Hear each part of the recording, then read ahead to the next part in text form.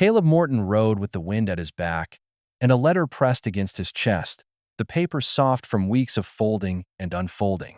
The words inside were few, but they carried more weight than any cattle drive or wage he had ever earned. I sell you the ranch for $50. But there is one condition. Do not abandon what is left behind. The handwriting belonged to Thomas Reeves, the man who had once offered him a bunk and a meal when he was young and hungry. Reeves had been fair, kinder than most, but the message had arrived long after Caleb thought he'd heard the last of him. A dying man's request, no doubt. The trail into Dry Creek Valley, stretched dry and silent, lined with mesquite and grass-baked brittle under the Texas Sunday. Caleb was 35 now, his face carved by dust and grief. For 10 years, he had carried the silence of a widower, letting loneliness take the place of hope. Still, the letter had stirred something inside him. Not hope, not exactly, but the memory of belonging. By late afternoon, he saw the outline of the Reeves ranch. The house stood weathered but intact, its porch sagging, the barn leaning, fences scattered like bones across the land. It looked abandoned, swallowed by dust and wind. Caleb dismounted slowly, his boots heavy on the porch steps. Inside, only shadows and the stale scent of wood greeted him. He pulled the letter out once more, staring at the words until they blurred. "What is left behind?" he whispered. The meaning was a riddle, and riddles in the West never came without a price. What waited here, Caleb Morton could not yet name, but he knew his life was about to change. The sun was sliding low when Caleb stepped off the porch, the letter still in his hand.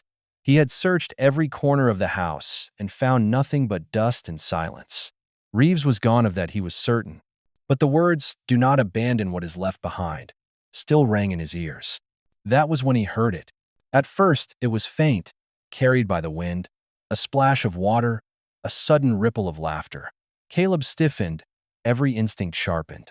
He followed the sound past the leaning barn, boots crunching on dry earth, his hand brushing the revolver at his hip.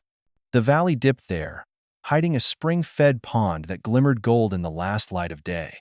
It stopped dead.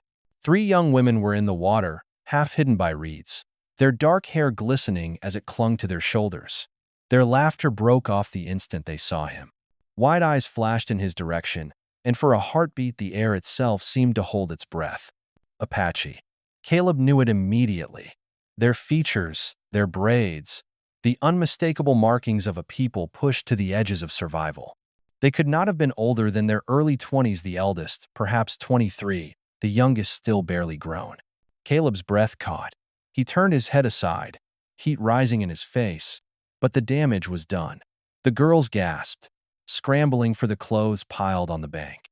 In a flurry of motion and whispered words he could not understand, they pulled rough cotton dresses over wet skin and bolted up the path toward the house.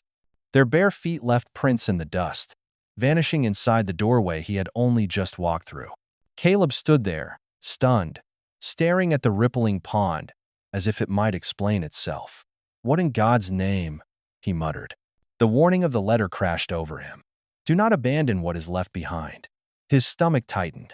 Thomas Reeves hadn't been speaking of cattle or tools. He had been speaking of them. 3 Apache women, hidden here, bound to the ranch by a promise Caleb had not known he was making. By the time he returned to the porch, the sun was sinking, painting the horizon in streaks of copper. Inside the house he could hear faint movement, the creak of floorboards, the hurried whisper of voices. At last, the door opened. The eldest stepped forward, chin high, though her eyes betrayed unease. Her dress clung damp against her frame, her black hair dripping across her shoulders.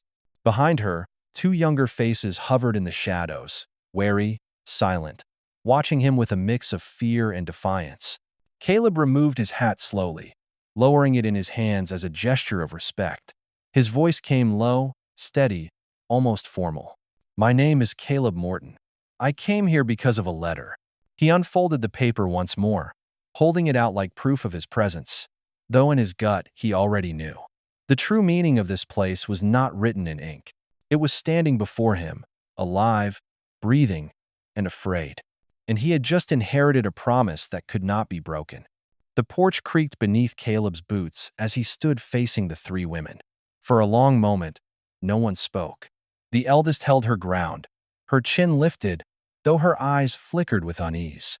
The two behind her shifted nervously, one clutching the frame of the doorway, the other half hidden in shadow. Caleb set his hat against his chest and forced his voice steady.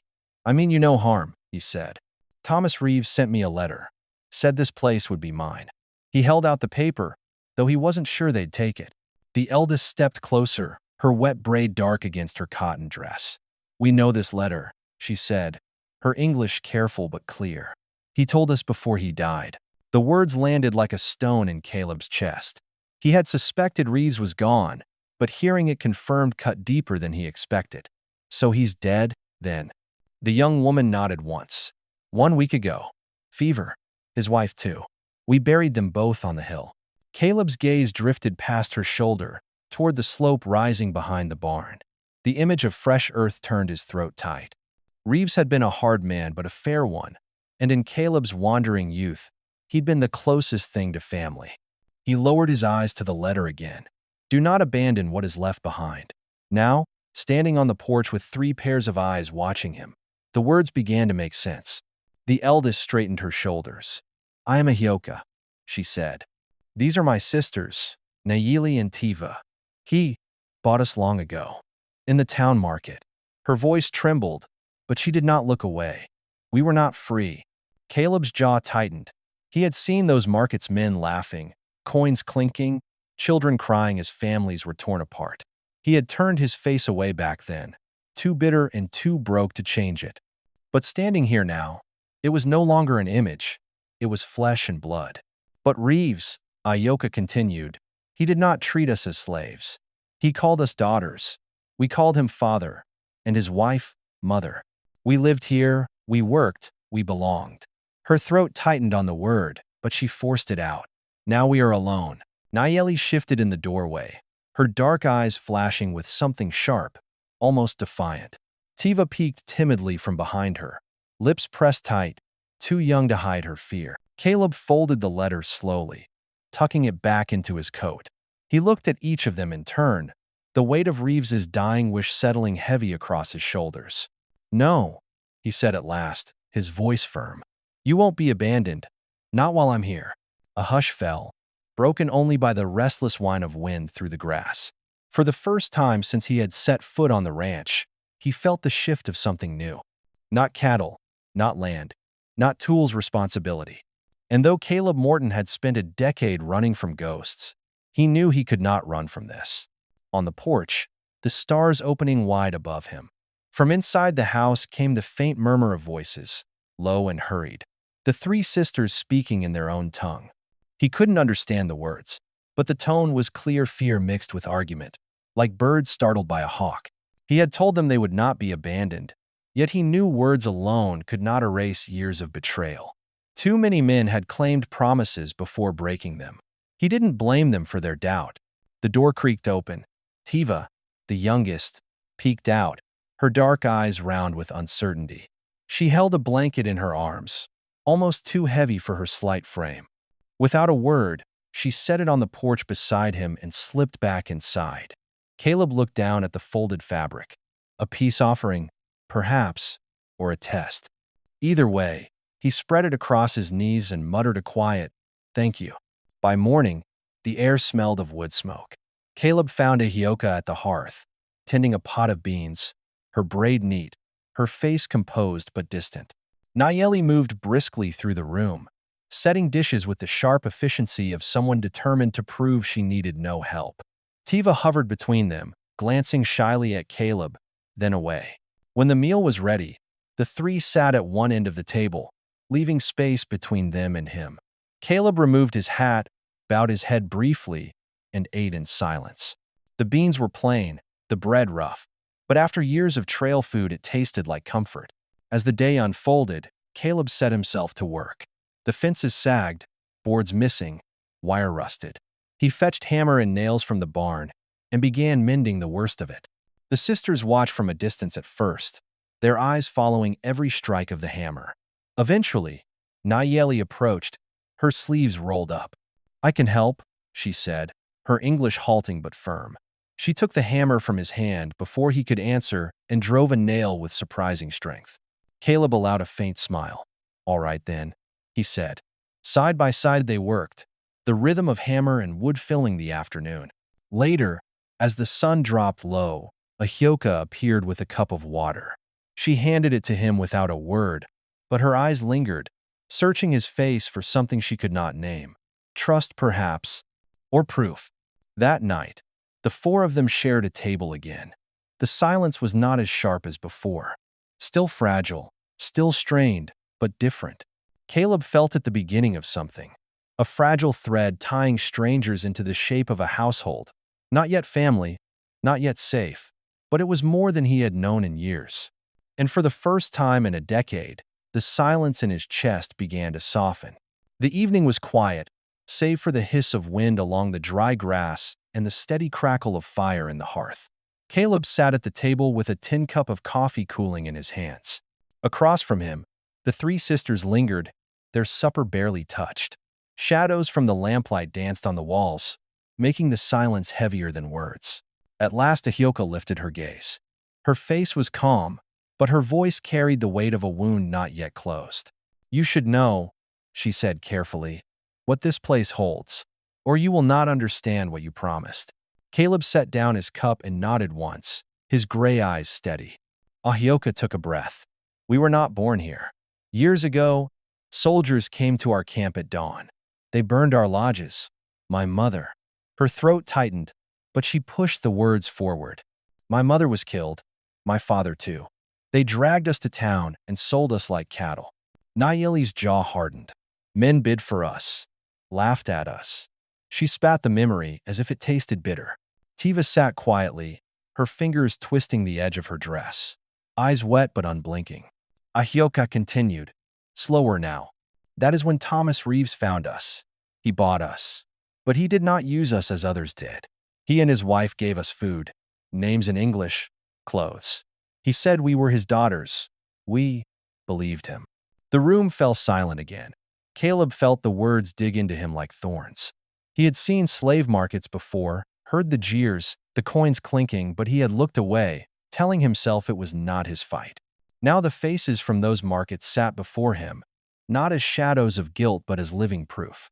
"They grew sick last winter," Ahioka said softly. "Fever. We cared for them until the end. Reeves told us the ranch would be ours, that we should stay. But the law does not see us as daughters. To the law, we are still property." Her eyes burned with a quiet defiance, daring Caleb to look away.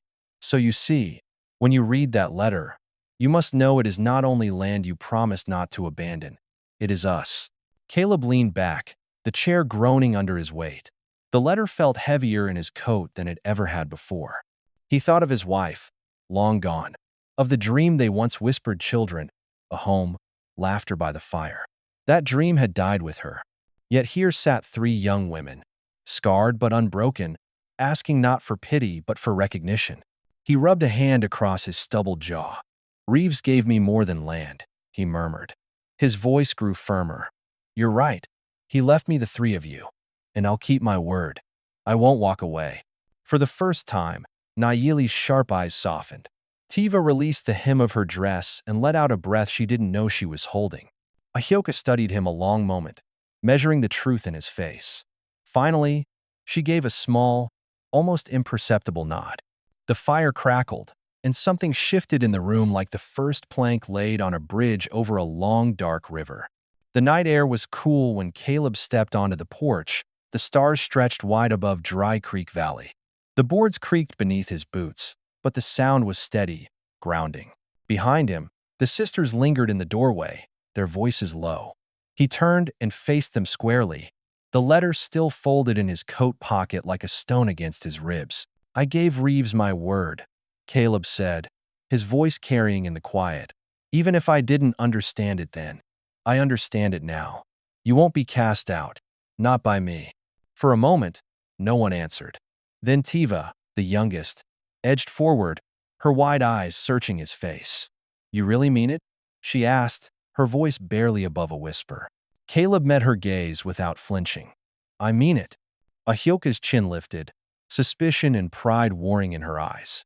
Nayeli folded her arms, studying him as though waiting for the first crack in his resolve. But something softened in the air. Not trust. Not yet, but the first flicker of it. The next morning, Caleb rose with the Sunday. He fetched hammer and nails from the sagging barn and set to work on the porch steps, driving nails into weathered wood. The rhythm of the hammer echoed across the yard, sharp against the stillness. By mid-morning, Nayeli came to stand beside him, sleeves rolled, determination in her stance.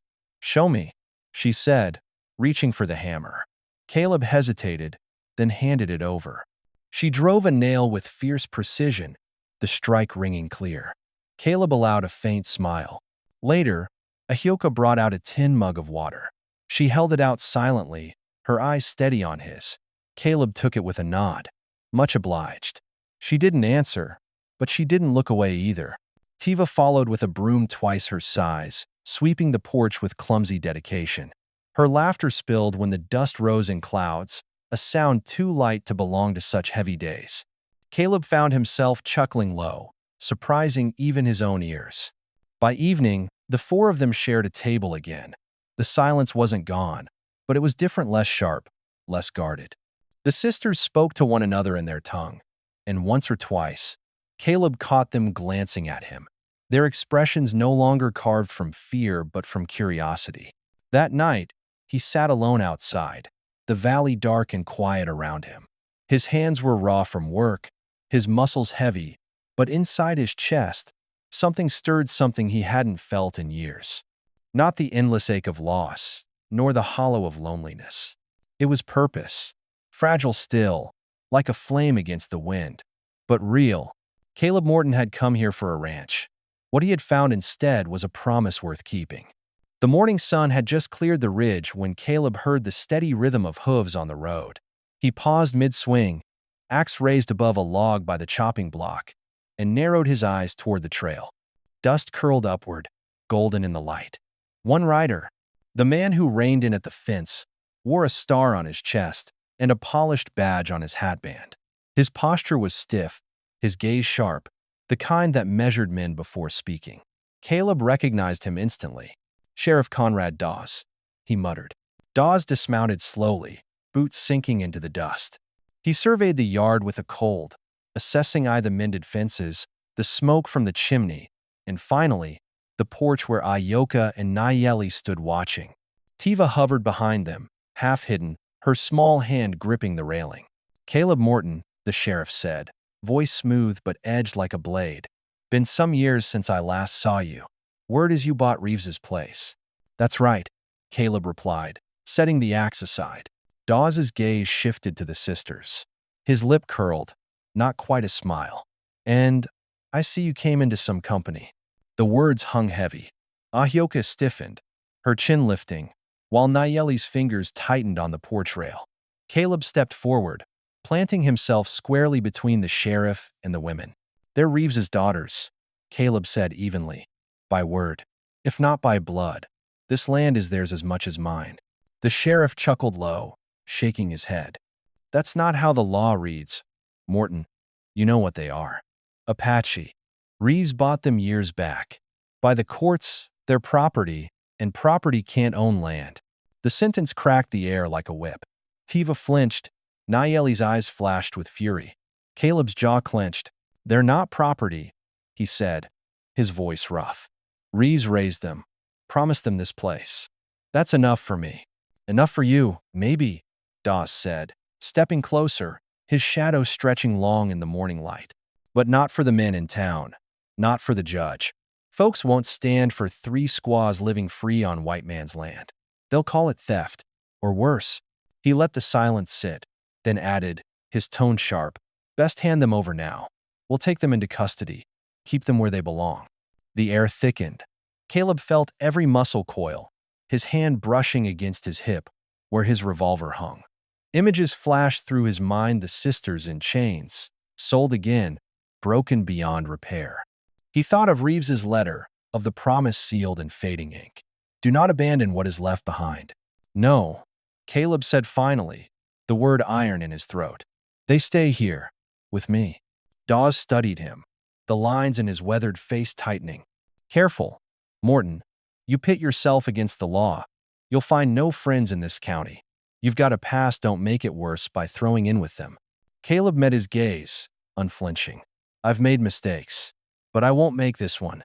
You want them, Sheriff? You'll have to come take them." The porch behind him was silent, but he felt the sisters' eyes on his back, their breath held tight. Something fragile had shifted fear, yes, but also faith. Sheriff Dawes gave a cold laugh and swung back into his saddle. "You always were a fool, Morton. This ain't over. The law doesn't forget, and neither do I." He spurred his horse, dust rising in his wake, leaving behind a yard heavy with silence and the weight of coming storms. The sheriff's dust had barely settled before silence wrapped itself around the ranch. Caleb stood in the yard, his fists still clenched, watching the trail where Dawes had disappeared. Behind him, he heard the porch boards groan. The sisters had not moved. Ahioka's arms were folded across her chest, Nayeli's jaw tight with anger, and Tiva's wide eyes shimmered with fear. That evening, the house felt smaller than ever. The lamplight flickered, stretching shadows across the walls. Caleb sat at the table, his hat beside him, while the sisters clustered together on the other side. No one reached for food.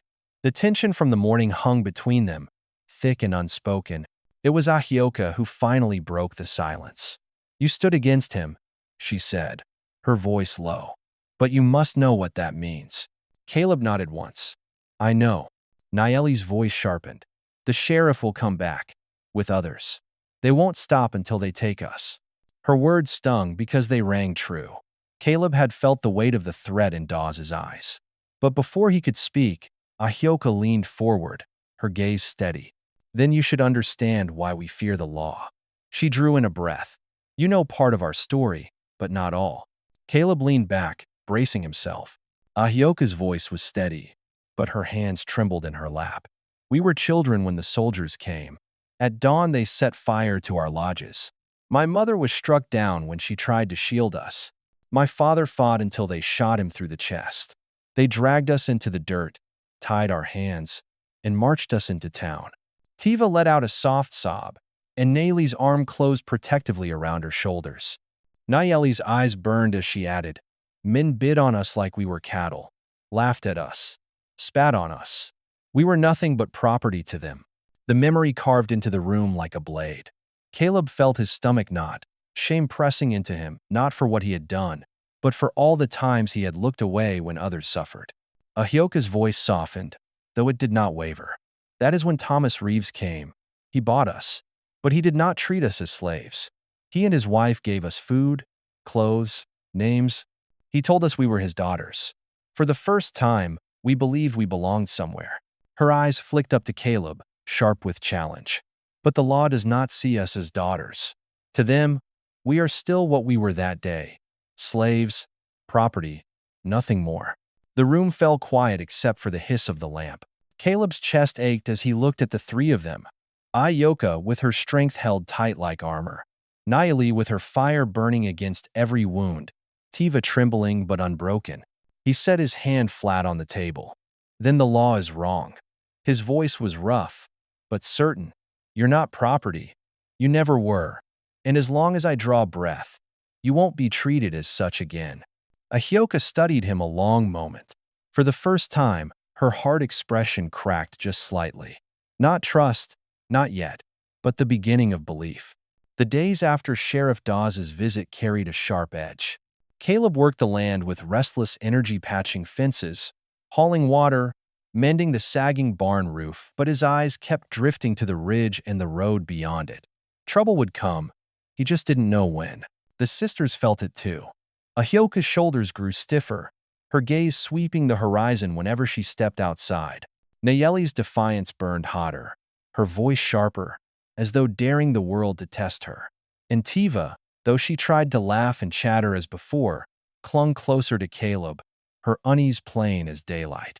One evening, as the sun bled into the valley and the sky turned copper, Caleb heard the sound he had been dreading. The rumble of hooves, more than one rider. He set down the plow blade he had been sharpening and moved to the gate. Dust rose on the trail. 4 men rode in, rifles slung across their saddles, faces set in grim lines. They reined up at the fence. The leader spat into the dirt before calling out, "Evenin', Morton. Word in town is you've got company that don't belong." Caleb rested his hand lightly on the gatepost, his revolver heavy at his side. "This is Reeves's land," he answered, "and whoever Reeves left behind is part of it." A harsh laugh broke from another rider. "Part of it? They're Apache, Morton. Ain't no law says they can own land. Folks in Red Rock are saying you're harboring stolen property." On the porch, Ahioka stood tall, her arms crossed, Nayeli beside her, fire flashing in her eyes. Tiva peeked from behind them, her fear plain but her feet planted. Caleb's voice dropped, steady and cold. "They're not property. They're Reeves's daughters. This is their home as much as mine. You want to take them, you'll have to take them from me." The men shifted uneasily in their saddles. One spat again, muttering, "Reckon the sheriff was right. You've lost your senses." He raised his rifle, not yet aimed but threatening enough. In that instant, Caleb stepped forward, his stance wide, hand brushing the butt of his revolver. The air between them grew taut as a wire. "Go on then," he said, his voice cutting through the twilight. "You'll find I don't scare easy." The standoff stretched long, the valley holding its breath. Behind Caleb, the sisters stood firm, silent but unyielding. Their presence alone, defiant in the fading light, gave him strength. Finally, the leader cursed under his breath. Not worth it tonight. He yanked his reins, turning his horse. The others followed, spitting dust as they rode back toward town. Caleb stood motionless until the last hoofbeat faded. Only then did he exhale, slow and heavy. When he turned, he found Ahioka's eyes locked on his. A flicker of something new in them, not fear, not suspicion, but the fragile beginning of trust. For the first time, Caleb knew the battle wasn't just his. They would stand together or not at all. The storm came at dusk. Caleb had sensed it building all day, the silence in the valley too deep, the air thick with tension. When the first faint drum of hooves rolled across the hills, he knew. From the porch, the sisters saw it too. A line of riders, a dozen or more, approached in a cloud of dust. At their head rode Sheriff Conrad Dawes, his badge catching the last glow of sunlight, his jaw set like stone. Inside, Caleb ordered quietly, but Ahioka shook her head. "We will not hide." Nayeli's eyes blazed. Tiva trembled but stood her ground, clutching the porch rail. Caleb gave a curt nod. So be it. They would face this together. The riders halted at the fence. Dawes dismounted, his boots thudding against the dirt. His men spread out behind him, rifles gleaming. He called across the yard, voice cold and commanding. "Caleb Morton, you've been warned. Harboring Apache property is against the law. Hand them over now, and I'll let you keep your land. Refuse, and you'll hang beside them." Caleb stepped forward until he stood at the edge of the porch, his revolver loose at his side, but ready. "They're not property," he said, his voice carrying. "They're Reeves's daughters, and this ranch is theirs as much as mine.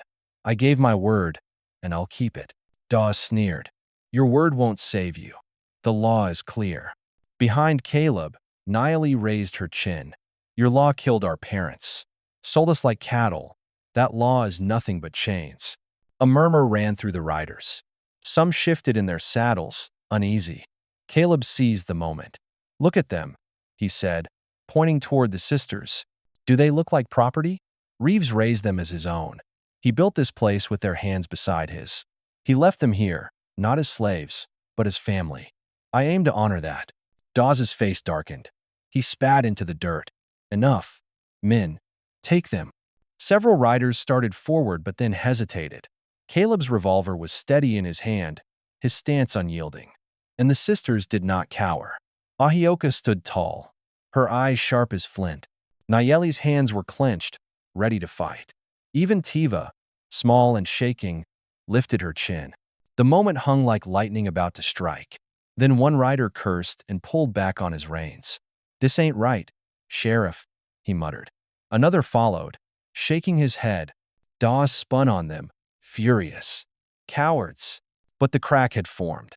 The line of men wavered, torn between law and conscience. Caleb saw it, pressed his advantage. "You want blood? he shouted. "You'll have to spill mine first. And I promise you, I won't fall easy." The riders shifted again, unease spreading like wildfire. Finally, Dawes saw the tide slipping. His eyes burned with hatred, but he knew he couldn't force them in without breaking them. With a snarl, he swung back into his saddle. "This isn't over, Morton. You've made yourself an outlaw, and the law doesn't forget." He wheeled his horse and thundered away, his men scattering after him, leaving only dust and silence in their wake. Caleb lowered his revolver slowly, his breath heavy. When he turned, the sisters were staring at him, their fear mixed now with something else, pride. For the first time, they were not just three abandoned souls, and he was not just a lonely drifter. They were a family, bound not by law or blood, but by choice. And Caleb knew, whatever storm still lay ahead, they would face it together. The valley lay quiet after the storm of men and threats. Days turned into weeks, and no riders returned. Rumors still circled in town, whispers sharp as knives, but they did not cross the ridge. At the ranch, life began to breathe again. Caleb rose with the sun, his hands steady with work that no longer felt like mere survival. He mended the fences, patched the roof, and turned the soil in fields that had been dry too long. The sisters worked beside him. Ahioka kept the house and records with the same quiet authority she had shown from the start. Nayeli matched Caleb blow for blow in the fields, her stubborn fire turning into fierce loyalty. And Tiva, once trembling with fear, filled the air with laughter as she chased chickens, fetched water, and teased both her sisters until they smiled. Every evening they sat at the table together, the lamplight flickering across their faces.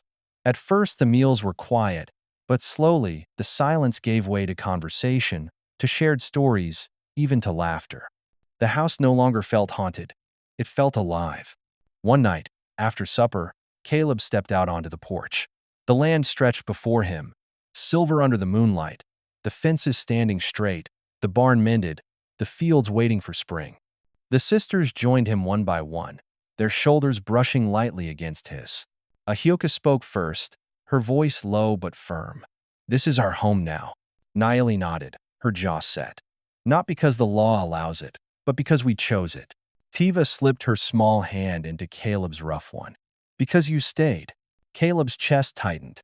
He thought of the years behind him, years of drifting, of silence, of a heart closed by grief. He thought of Reeves's letter, the line that had seemed so strange at first. "Do not abandon what is left behind." He understood it now. It had never been about land or fences. It had been about people, about carrying forward what others could not.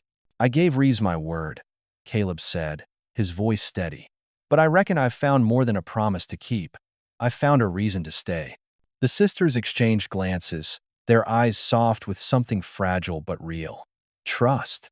The wind swept across the valley, carrying with it the scent of earth, smoke, and new beginnings. Caleb Morton stood on the porch, no longer a man adrift, no longer hollowed by loss. Beside him stood three women who had once been abandoned, and together they had carved something the law could never grant a family, born not of blood, but of choice. For the first time in 15 years, Caleb felt the weight in his chest lift. Tomorrow would bring its battles, but tonight he belonged. And in that quiet moment beneath the stars, the ranch was not just Reeves's land anymore. It was theirs. In the quiet of that valley, where dust once carried only loneliness and fear, a weary cowboy and three abandoned sisters discovered something far greater than land or law. What began with a letter written in a dying man's hand ended with the birth of a family no court could recognize, yet no storm could destroy. It was not cattle, fences, or the title to a ranch that gave life back to that place. It was the choice to stand, to protect, and to love when every voice of the world said to turn away. For those of us listening now, perhaps in our own living rooms with the hum of the evening settling in, it is a reminder that the strongest promises are not written on paper, but carried in the heart.